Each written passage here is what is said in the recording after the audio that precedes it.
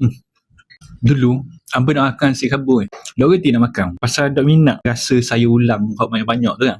Dok tahu lah sebab apa. Dok berahi. Sejak belajar pemakanan ni lah baru hangpa makan nasi khabur. Sebab tahu betapa sihatnya nasi khabur. Nasi yang dimasak dengan bunga telang, sayur ulam yang banyak, ada vitamin, ada mineral, ada serat. Lepas tu ada telur masing yang ada protein. Yang ni ambil tahu, protein ada, lemak sihat ada, kerupuk ikan, ada nyor. Nyor ni pun bagi tenaga. So, makanan ni adalah lengkap untuk seharian. Ada nasi, ada sayur yang boleh bekalkan tenaga glukosa kepada badan kita. Dan ada paru, ada telur masing, ada nyor yang boleh bekalkan tenaga ketones kepada badan kita. So nak tahu makanan ni sihat ke tak? Kena belajar. Belajar tentang low carb high fat diet dan jangan lupa buat intermittent fasting. Kalau nak belajar pasal LCHF diet dan juga IF ni, saya dah tulis dah satu ebook free.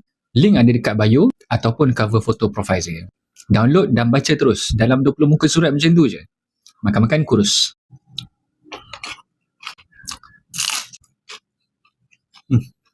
Dulu, hangpa nak makan nasi khabur. Dok reti nak makan. Pasal dok minat rasa sayur ulam hok banyak-banyak tu kan.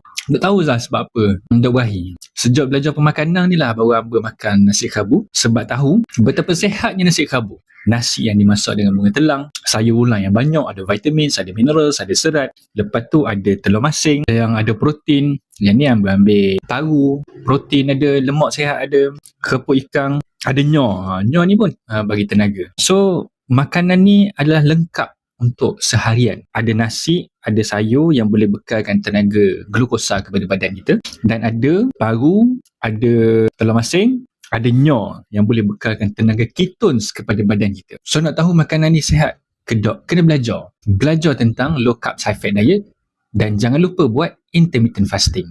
Kalau nak belajar pasal LCHF diet dan juga IF ni, saya dah tulis dah satu ebook free. Link ada dekat bio ataupun cover foto profile saya. Download dan baca terus. Dalam 20 muka surat macam tu je. Makan-makan kurus.